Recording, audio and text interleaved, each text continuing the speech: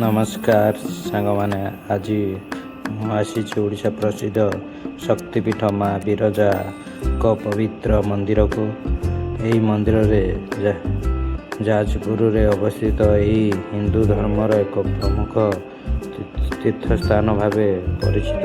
एठारे माँ विरजा महिषासुर मर्दिनी रूप से पूजा पाती।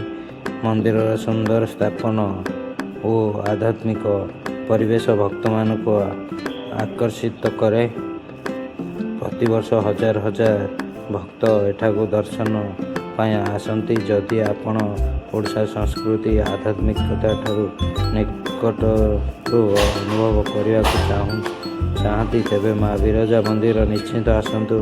वीडियोटी भल लगे लाइक और शेयर सब्सक्राइब करने को भूलिबानी। जय माँ विरजा, जय माँ विरजा।